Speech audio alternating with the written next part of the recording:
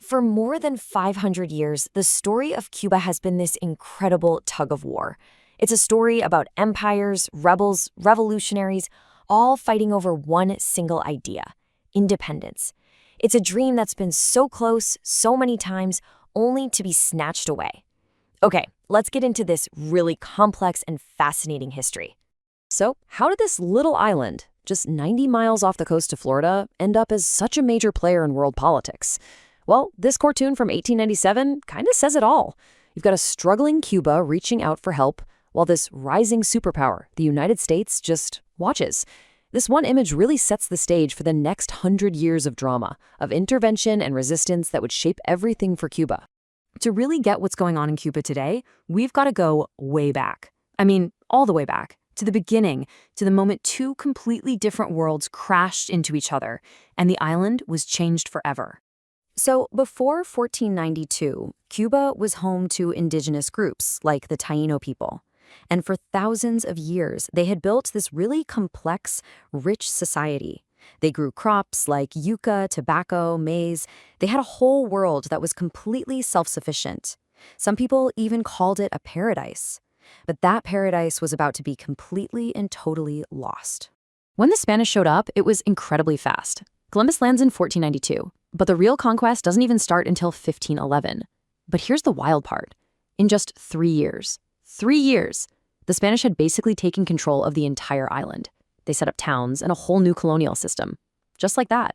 But the Taíno people did not go down without a fight. And their story of resistance is really embodied by this one man, the chieftain Hatue. He'd actually escaped Spanish rule on another island and came to Cuba to warn everyone what was coming. He put together this fierce guerrilla campaign, and even though he was eventually caught and killed, he became the very first symbol of Cuban resistance. And the conquest itself, it was just brutal. A Spanish priest named Bartolomé de las Casas wrote about these horrific massacres, like this one, where thousands of villagers, who were literally just bringing them food, were slaughtered for no reason. Between that kind of violence and new diseases like smallpox, the indigenous population was nearly erased from existence. Okay, so after centuries of Spanish rule, the 1800s arrive, and this fire for rebellion just ignites across the island. The fight for freedom was going to be long, it was going to be bloody, and way more complicated than anybody could have possibly guessed. Now here's where things get really interesting, because another big power is starting to cast a long shadow: the United States.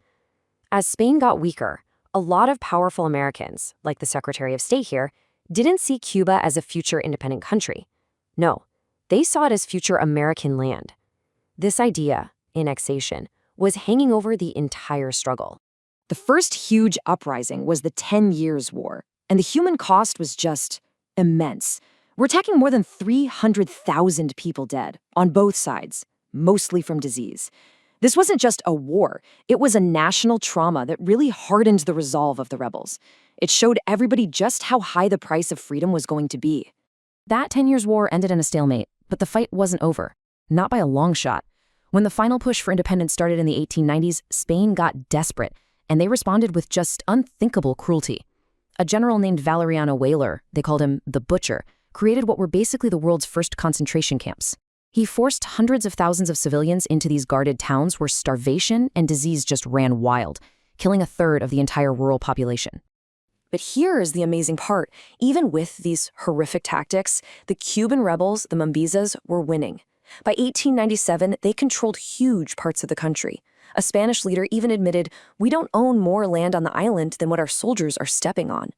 Independence wasn't just a dream anymore. It was right there. They could almost touch it. And then, just as victory seemed certain, the whole story takes this massive plot twist. The independence that Cubans had fought and died for was about to be interrupted by a new and much, much more powerful neighbor. On February 15, 1898, the American battleship USS Maine just blows up in Havana Harbor, and the newspapers in America went crazy, blaming Spain. Now, we still debate what actually caused the explosion, but it didn't really matter. It was the excuse the U.S. needed. Congress declared war, promising not to conquer Cuba, but to liberate it. So here's the crucial part. Cuba got its independence in 1902, but it came with a huge catch. It was called the Platt Amendment. The U.S. forced Cuba to put it in their new constitution, and it basically said America could intervene in Cuba whenever it wanted. It also gave the U.S. the lease for Guantanamo Bay. So Cuban independence now came with this giant asterisk. And that asterisk was written in Washington. And this chart just spells out the economic side of it all. The soldiers left, and the businessmen moved in. I mean, within just a few years of the war ending, American companies controlled huge chunks of the Cuban economy. That's the real story of the intervention. The island had basically just swapped one colonial master for another. This one was a little less obvious, but in a lot of ways, even more powerful. Okay, let's fast forward now to the middle of the 20th century. This era in Cuba is a huge paradox. You have a country that on the surface looks modern and successful, but underneath, it's just rotting from the inside out. Just look at this breakdown of the two Cubas in the 1950s. On one hand, you've got some amazing stats: high wages, great healthcare indicators, high literacy. But then you look at the other side. The government, under the dictator Fulgencio Batista, was unbelievably corrupt. There was brutal secret police, and the economy, mostly owned by foreigners, just wasn't working for the average person. And the corruption? Oh, it was legendary. Batista's government literally went into business with the American mafia. They let them turn Havana into their personal playground for gambling, drugs, and prostitution. So while this small, connected elite was getting incredibly rich, for everyone else, this anger was just simmering right below the surface. And that anger found its leader, a young lawyer named Fidel Castro. He tried and failed to start a revolt once, went into exile, and then he came back to wage a guerrilla war from the mountains. His group, the 26th of July movement, just perfectly tapped into all that popular anger at Batista. And on January 1st, 1959, the dictator just fled the country. The rebels had actually won. So the 1959 revolution was another one of these huge turning points. It promised to finally bring real, true independence.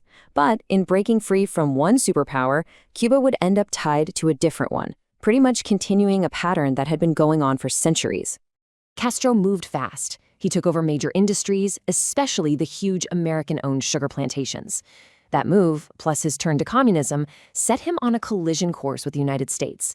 He survived a CIA-backed invasion at the Bay of Pigs, and then found himself at the center of the Cuban Missile Crisis. After all that, Cuba fully aligned with the Soviet Union, swapping its dependence on the U.S. for dependence on Moscow. For 3 decades, that Soviet money kept the Cuban economy going. But then, in 1991, the Soviet Union just collapsed, and that lifeline was cut literally overnight. Cuba was thrown into this desperate economic crisis they called the Special Period. It was a time of incredible hardship that eventually forced the government to start making some small, very careful changes to its economy. And that brings us to today, and to one last big question. From the Taíno resisting the Spanish, to the rebels fighting American domination, to the revolution and its Soviet patronage, Cuba's history is this 500-year cycle of struggling for the right to determine its own fate. The question we're left with is, after all of that, is the quest finally over?